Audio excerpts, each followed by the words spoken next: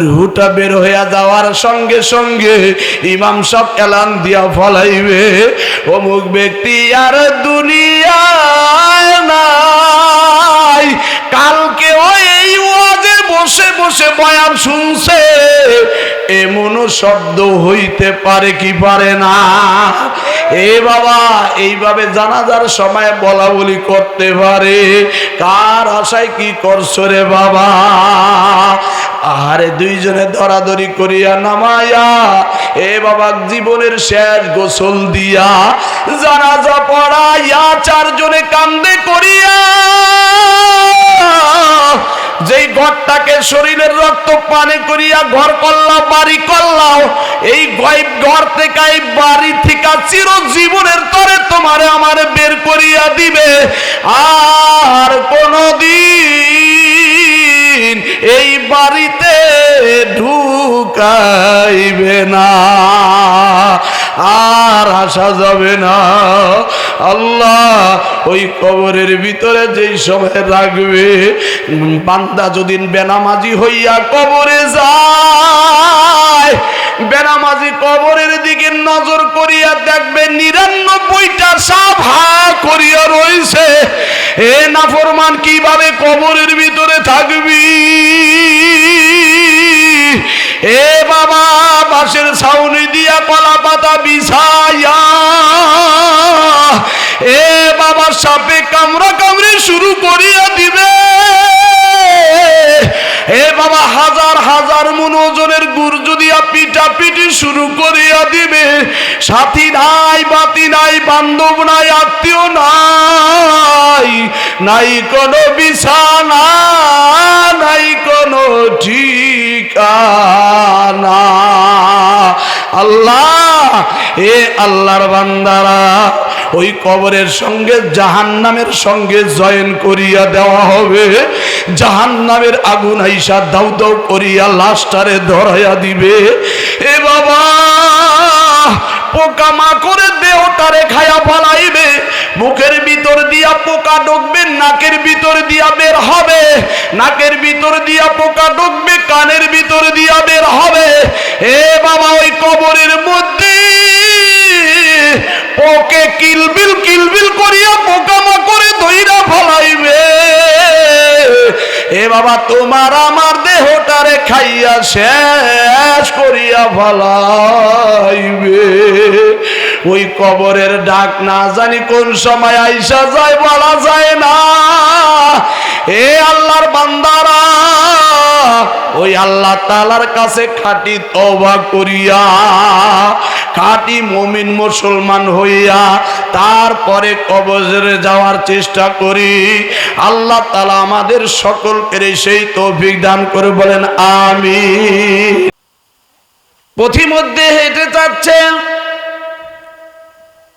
আল্লাহর অনেকগুলো বান্দারা দেখতেছে আগুনের পূজা করে, আগুনের পূজা। খাজা ওসমান হারুনি ডাক দিয়া বলে, তোমরা কি করতেছো? কয়, আমরা আগুনের পূজা করি। কয়, আগুনের পূজা তো তোমাদের জন্য মানায় না, কারণ আমার মালিক আল্লাহর ইবাদত করবা, খবরদার আগুনের পূজা করবা না। কয়, কেন আগুনের পূজা করো? কয়, আমাদের মৃত্যুর পরে যদি জাহান্নামী হইয়া যায়, এই আগুনে আমাদের পড়তে পারবে না। খাজা ওসমান হারুনি জবাব দিলেন, আরে শোনো রে বোকার দল, আগুনে পোড়ানোর কোনো ক্ষমতা নাই, আল্লাহ যদি না পড়ে। বলেন সুবহানাল্লাহ। আগুনের ক্ষমতা আছে না? ক্ষমতা আল্লাহর। যদি আগুনের আলাদা কোনো ক্ষমতা থাকতো, তাইলে কেন ইব্রাহিম আলাইহিস সালাম পুরলেন না? পুরছিলেন? নমরুদ তাকে তুকার আগুনের ভিতরে ফালাইছিলেন না? পুরছিলেন? পড়েন নাই। তিনি বলতেছে আমাদেরকে জাহান্নামের আগুন যাতে না জ্বালাইতে পারে জন্য আগুনের পূজা করি। কয় শোনো, আগুনের কোনো ক্ষমতা নাই, সকল ক্ষমতার মালিক আমার আল্লাহ। কয় যদি আপনি পারেন আপনার হাতখানা আগুনের ভিতরে দেন, দেখি পুড়ে কিনা। কাকে বলতেছে? কাকে বলতেছে? খাজা ওসমান হারুনিকে বলতাছে। কয় আপনার হাতটা একটু দিয়া দেন ওই আগুনের মধ্যে, দেখি পুড়ে কিনা, আগুনের ক্ষমতা আছে কিনা। খাজা ওসমান হারুনি ডাক দিয়া বলে, শোনো রে ভাই, আমার হাত না দিয়া যদি আমি নিজে পুরা শরীরটা নিয়ে আগুনের ভিতরে ঢুইকা যাই তাইলে কেমন হবে? ওই আগুন পূজকগণ বলতেছেন, হুজুর তাইলে তো নূরুন আলা নূর, তাইলে তো আরো ভালো, সে ভালো হবে, পারলে ঢোকেন, ঢুইকা একটু দেখান। খাজা ওসমান হারুনি ওযু করিয়া 2 রাকাত নামাজ পড়িয়া মালিকের দরবারে হাত উঠাইয়া বলছে, ওগো দয়ার মালিক আল্লাহ, আমি ওই বাবার সন্তান, আমার যেই বাবা হযরত ইব্রাহিম আলাইহিস সালাম আমাদের জাতির পিতা, ওই বাবাকে তুমি ওই যে নমরুদে আগুনে ফালাইছিল, ওই আগুনের ভিতরে আমার বাবাকে তুমি পুরো নাই, তুমি কি তার সন্তানদেরকে আজকে এই আগুনে পুরাইবা? আমি আশা করি বাবাকে যেহেতু নমরুদের আগুনের ভিতরে পুরাও নাই, আমি আজকে আশা করি এই দুনিয়ার আগুনের ভিতরেও তার সন্তানকে পুরাইবা না। এই কথা বলিয়া খাজা ওসমান হারুনি আগুনের ভিতরে ঢুইকা গেল। এক মাথা দিয়া ঢুইকায় আর এক মাথা দিয়া বের হয়ে গেল। এ বাবা, শরীর পূর্ব তো দূরের কথা, শরীরের পশম পড়ে না।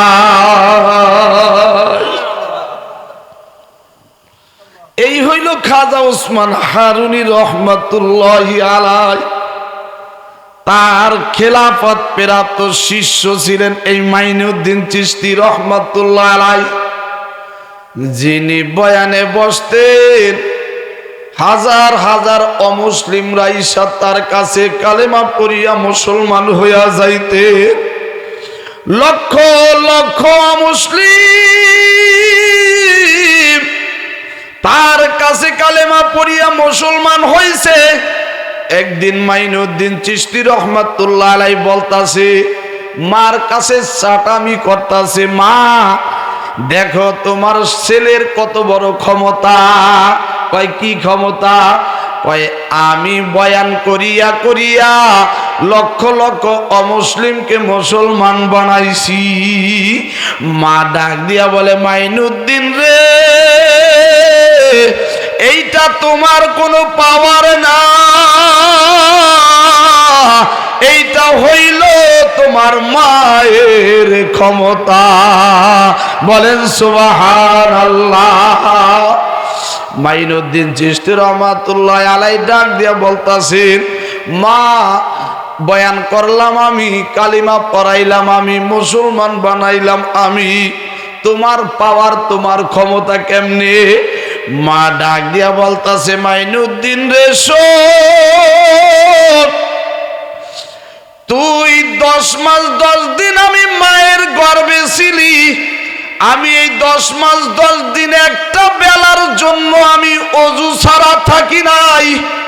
শুধু তাই নয় রে মাইনুদ্দিন, 2 থেকে 2.5 বছর পর্যন্ত তোরে আমি দুধ পান করাইছি, একটা বেলা তোরে আমি বিনা অজুতে দুধ পান করাই নাই।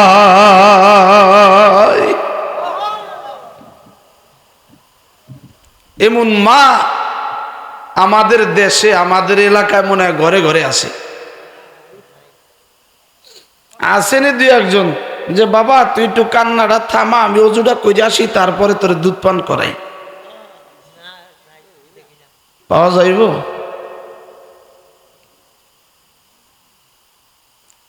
এই জন্যই আজকে এই অবস্থা।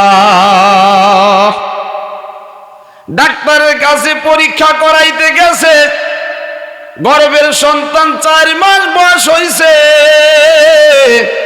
ডাক্তারে বইলা দিছে যাও যায়াস রেস্টে থাকবা, আগামী এত তারিখে তোমার সিজারের ডেট, আগে ডেট দিয়া যায় সিজারের, কথা কয় না, নরমাল এখন নাই,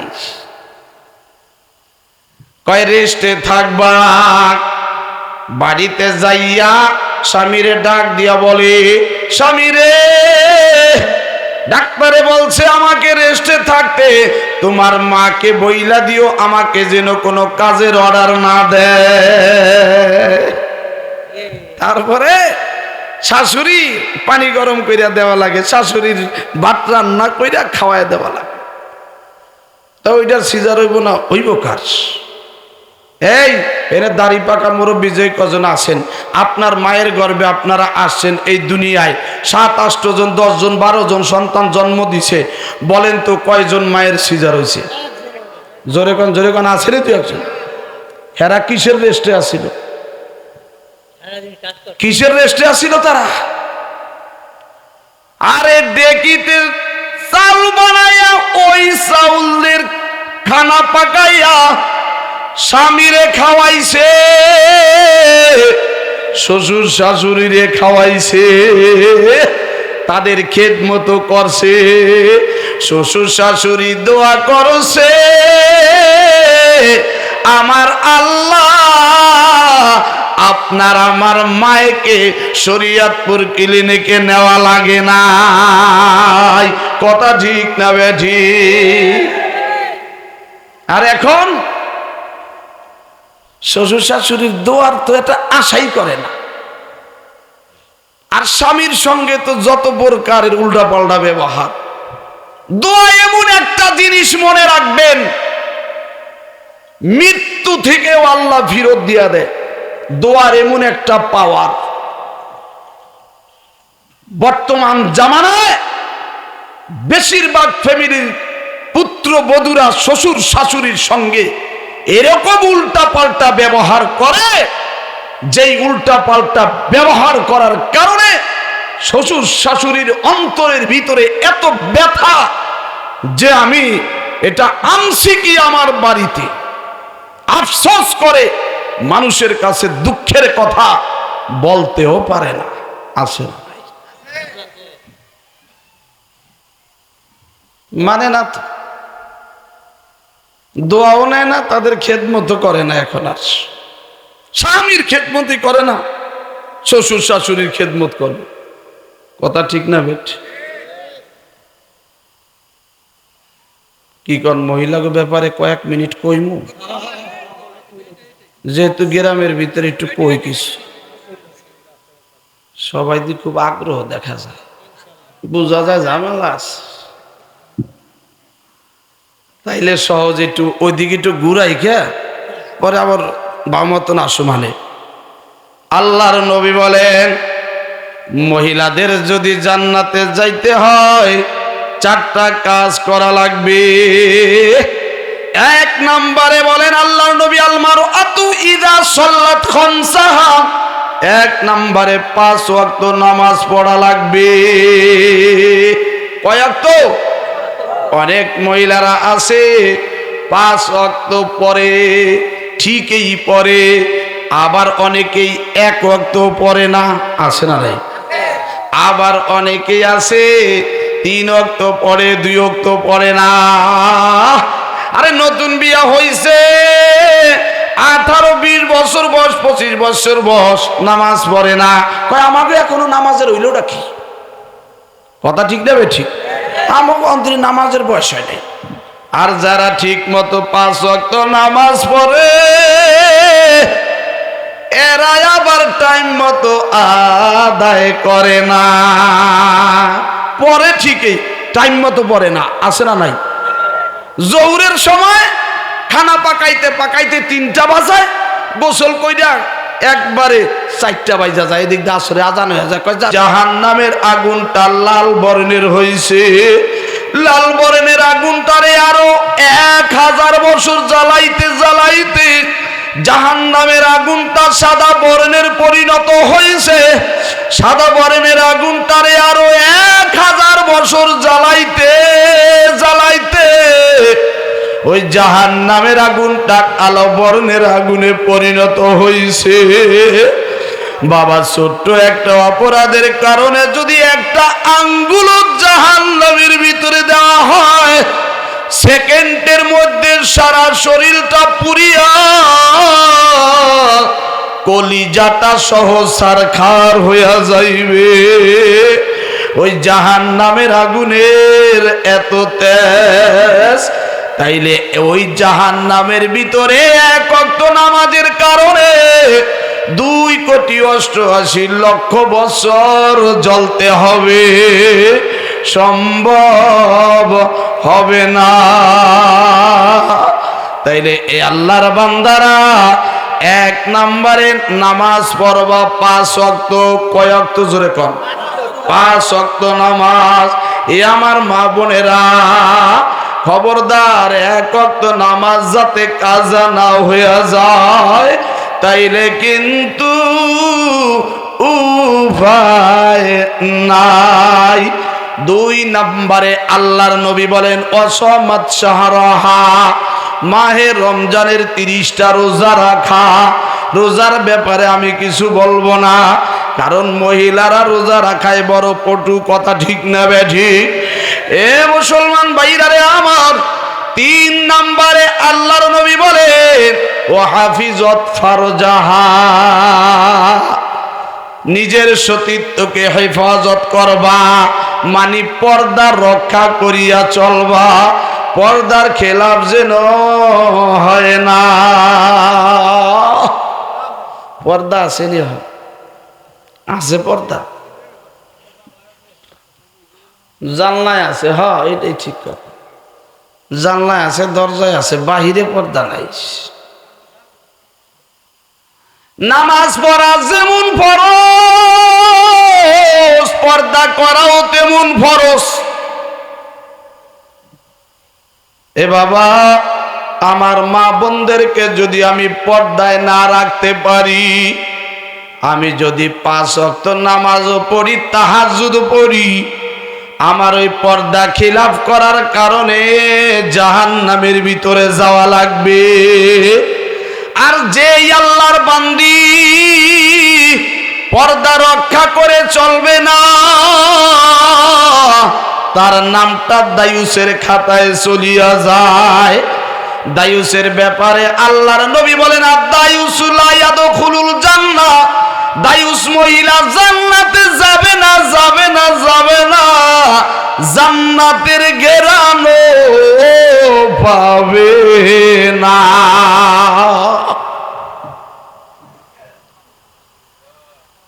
আজকে তুমি চুল সারিয়া রাস্তা দিয়া হাঁটো, আছে না নাই?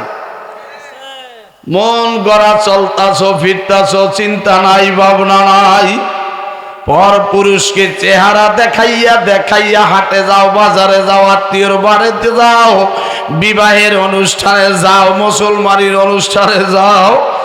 এ মা, শুইনা রাখো পাকিস্তানের ছোট্ট একটা ঘটনা। আল্লাহর এক বান্দা জমিতে কাজ করতেছে, হঠাৎ করিয়া জোহরের নামাজের আজান হয়ে গেল। আল্লাহর ওই বান্দা চিন্তা করলেন, আমার তো নামাজ আদায় করতে হবে।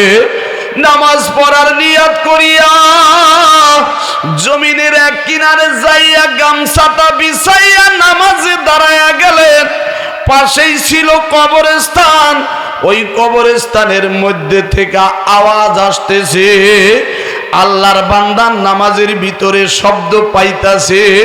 ওই কবরের স্থান থেকে কে যেন, কোন মহিলা যেন ডাকতাছে, এই তোমরা কই, আমারে বাঁচাও, কবরের ভিতরে আমি বড় ভয়াবহ আযাবে গ্রেফতার পার হয়ে গেছি, কবরের ভিতরে আমি বড় কষ্টে আছি, যন্ত্রণায় আছি, আমাকে এই কবরের মধ্যে থেকে উঠাইয়া নিয়ে যাও। এই অবস্থায় আওয়াজ শুনিয়া নামাজ শেষ করছেন। নামাজ শেষ করিয়া কবরস্থানের দিকে আগাইলেন। আগানের পথ ওই কবরস্থান যাইয়া অনেকগুলা কবরের ভিতর থেকে একটা কবর শনাক্ত করলেন। মনে হয় এই কবরের ভিতরেই কান্দে। আল্লাহর বান্দা এলাকার সবাইকে ডাক দিয়া আইনা এই আওয়াজটা শুনাইতেছে। এখন সবাই সিদ্ধান্ত নিল, আহারে এই কবরের এখানে রাখা যাবে না, এই কবর এখান থেকে সরাইয়া ফালাইতে হইব, কারণ ওনার কারণে অন্য অন্য কবরবাসীদেরও কষ্ট হইতে পারে। এ আল্লাহর বান্দারা খেয়াল দিয়ে শুনুন। এখন সবাই সিদ্ধান্ত নিল কবর খনন করবে। কবরের মাটি সরাইল, বাঁশ সরাইল। কবরের দিকে নজর করিয়া দেখে ভয়ানক চেহারা বিশিষ্ট এক মহিলা কবরের ভিতরে। এই হালত দেখিয়া ভয় সবাই দূরে সরিয়া গেল। আর অমনেতেই ওই মহিলা কবরের মধ্যে থেকে উঠা এক দৌড় দিয়া বাড়িতে চলিয়া গেল। তার নিজ বাড়িতে যাইয়া দরজাটা আটকে দিল। এ বাবা, সবাই তার পিছনে পিছনে দৌড়ায়। দরজার কাছে যায় সবাই বলতেছে, তোমার অবস্থাটা কি হয়েছে কবরের ভিতরে, আমাদেরকে একটু জানাও। এ বাবা, এখন মহিলা ভিতর থেকে জবাব দিয়ে বলতেছে, এ ভাইরা, তোমরা আমার চেহারা দেখা সহ্য করতে পারবা না। আমার চেহারাটা খুব ভয়ানক চেহারা হইয়া গেছে। ধৈর্য ধারণ ক্ষমতা তোমাদের নাই, সাহস নাই। আল্লাহর এক বান্দায় বলতাছে, এক যুবক বলতাছে, আমি সহ্য করতে পারবো, তুমি দরজাটা খুলো। দরজাটা অনেকক্ষণ পরে খোলার পর এইবার চেহারার দিকে এক নজর তাকাইয়া ওই যুবকটা বেহুশ হইয়া জমিনে পড়িয়া গেল। এখন পর্দার আড়াল থেকে আল্লাহর এক বান্দায় ডাক দিয়া বলে, তোমার চেহারার এই অবস্থা কেন? আর তোমার মাথার চুলগুলাও তো নাই। এইবার মহিলা জবাব দিল, শোনো ভাই, এই দুনিয়াতে থাকাকালীন সময় আমার চেহারা আমি পর পুরুষরে দেখাইয়া হাঁটা চলা করছিলাম। এই জন্য আমার চেহারার গোস্তগুলা আযাবের ফেরেশতারা লোহা দিয়া উঠাইয়া নিয়ে গেছে। এ ভাইরা শুনো, আর আমার যে মাথার চুলগুলা নাই, খুলি সব উঠাইয়া ফালাইছে। আমি রাস্তা দিয়া মাথার চুল সাইরা সাইরা হাঁটতাম, এই জন্য আযাবের ফেরেশতারা আমার মাথার চুলগুলা টাইনা টাইনা খুলি সব উঠাইয়া ফালাইছে। মগজগুলি ভাসে দেখা যায়। এ আমার কলিজার টুকরা মা বোনেরা, তোমরাও যদি এইভাবে চলাফেরা করো চুল ছাড়িয়া, তোমরাও যদি পর পুরুষকে চেহারা দেখাইয়া দেখাইয়া যদি এইভাবে হাঁটা চলা করো, তাইলে তোমারও কিন্তু এই অবস্থা কবরের ভিতরে হইতে পারে কি পারে না?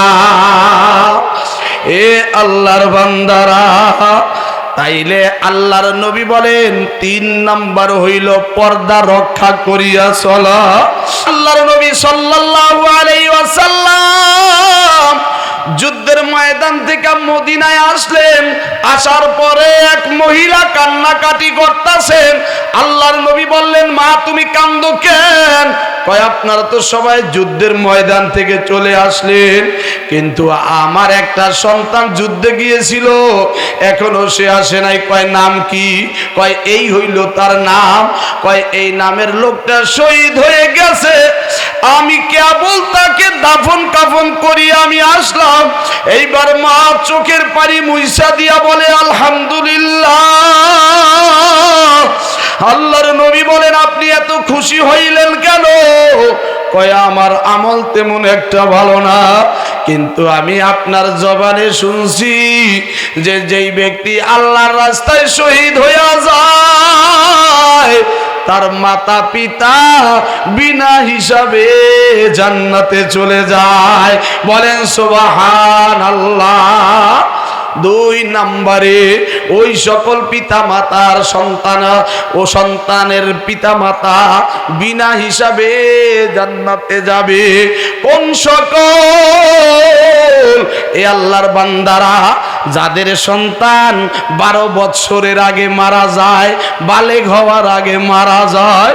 কারণ বালেগ হওয়ার আগে ওই সন্তানটা মা বাবার কাছে খুব অতি আপন থাকে, কারণ মা বাবার স্থান ছাড়া আর তার কোনো আপন স্থান নাই।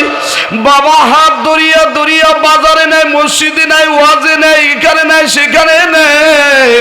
ওই হালতে যদি সন্তানটা মারা যায়, মা বাবার কলিজাটা ছিঁড়া যায়। ফেরেশতার আল্লাহ ডাক দিয়া বলে আজরাইল, তুই অপ্রাপ্ত বয়স্ক একজন বান্দার রূহটা নিয়ে চইলালি, না জানি ওই তার মায়ের কলিজাটা ছিঁড়া নিয়ে আইছস। এই কারণে যদি কোনো মা বাবা ধৈর্য ধারণ করতে পারে, ওই সকল সন্তানের পিতা মাতা বিনা হিসাবে জান্নাতে যাবে। বলেন সুবহানাল্লাহ। কি বলেন? অনেকের সন্তান মারা যায় না 12 বছরের আগে, 1 সপ্তাহ হওয়ার 1 সপ্তাহ পরেও মারা যায়, হওয়ার 1 দিন পরেও মারা যায়, 2 বছর 3 বছর 4 বছর 5 বছর পরেও মারা যায়। অর্থাৎ বালেগ হওয়ার আগে যদি মারা যায়, ওই সন্তানের পিতা মাতা বিনা হিসাবে জান্নাতে যাবে। 2 নাম্বার 3 নম্বরে আল্লাহর নবী বলেন ওই সকল সন্তানের পিতা মাতা বিনা হিসাবে জান্নাতি যেই সন্তান প্রতিবন্ধী হইয়া জন্ম নেয়। কারণ একজন সন্তান যদি প্রতিবন্ধী হয়, তাকে লালন পালন করা যে কত কষ্ট।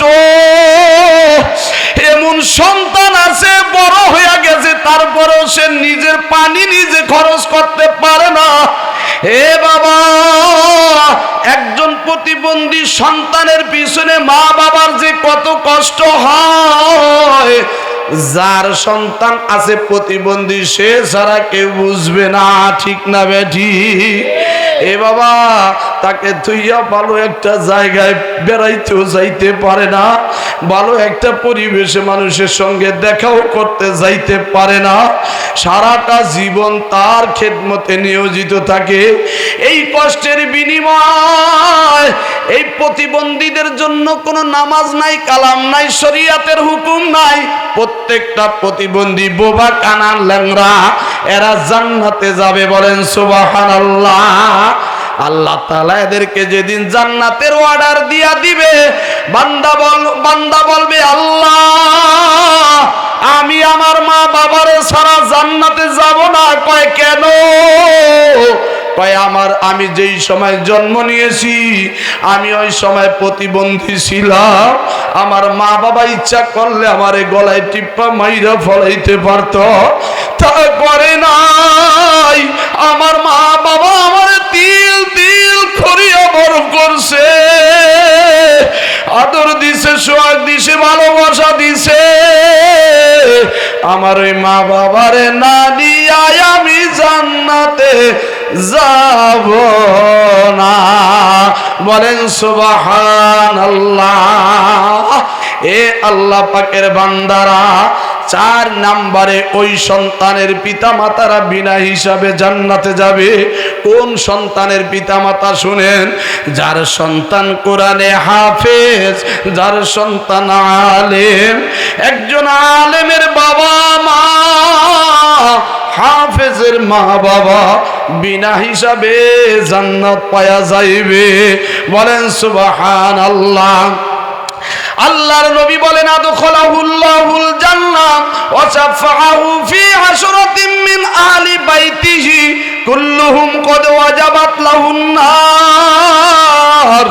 কয়েকজন কোরআনে হাফেজ 10 জন লোক সুপারিশ করিয়া জান্নাতে নিতে পারবে। এই জন্য যার ছেলেকে আলেম বানাইতে পারেন নাই, হাফেজ বানাইতে পারেন নাই, ছেলের ঘরে নাতি আছে, তাকে অত্র মাদ্রাসায় ভর্তি করিয়া দেন। মেয়ের ঘরে নাতনি আছে, তার এই মাদ্রাসায় ভর্তি করাইয়া দেন।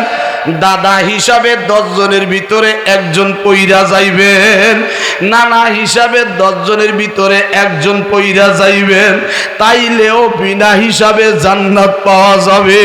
সুযোগ আছে না? সুযোগ কিন্তু আছে এখানে। কারণ আদখালাহুল্লাহুল জান্নাহ ওয়া শাফাআহু ফি আশরাতিন মিন আহলি বাইতিহি কুল্লুহুম কদ ওয়াজাবাত লাহুন নার। এ আল্লাহর বান্দারা, আমি শুনতে পাইলাম এই প্রতিষ্ঠানটা দীর্ঘদিন যাবৎ বন্ধ ছিল। যাই না রাখেন, যেই এলাকার মধ্যে মাদ্রাসা থাকে ওই এলাকার মধ্যে আল্লাহর রহমত বৃষ্টির ন্যায় নাজিল হইতে থাকে। বাবার এই রহমতের ঘরটা কিভাবে বন্ধ করিয়া রাখলেন? এই বাবা, যেই এলাকায় মাদ্রাসা থাকে, এই মাদ্রাসা থাকার কারণে কবরস্থানের কবরের আযাব মাফ হয়ে যায়। বলেন সুবহানাল্লাহ। কারণ এই মাদ্রাসার তলবে ইলমরা যদি এলাকা দিয়ে হাঁটাহাঁটি করে, এই আল্লাহর বান্দারা এর বরকতে আমার আল্লাহ কবরের আযাব সাময়িকভাবে বন্ধ ঘোষণা করেন। এই জন্য কার কার নাতি আছে, নাতনি আছে, ছেলে আছে, ছোট বাচ্চা আছে, আজকে নিয়াত করিয়া ফলাইবেন। এ বাবা, হিসাব দিয়া জান্নাতে যাওয়া সম্ভব না। বিনা হিসাবে জান্নাত পাইতে চাই, বিনা হিসাবে জান্নাতে যাওয়ার সঠিক একটা পথ সন্তানকে কোরআনে হাফেজ আলেম বানানোর নিয়াত করিয়া আজকে চরচিকন্দি হাওলাদার কান্দি নুরানি ও হাফিজি মাদ্রাসায় আপনার সন্তান মনটারে ভালো করিয়া বুঝাও রে বাবা। তালই গেল, দাদা দাদি গেল, নানা নানি গেল, আত্মীয় স্বজন গেল, মা বাবা গেল, কেউ তো ফিরে আইল না। আল্লাহ, এ বাবা, তুমি আমিও যে চইল্লা যাইব, যে কোনো মুহূর্তে চইল্লা যাইতে পারি, গ্যারান্টি নাই।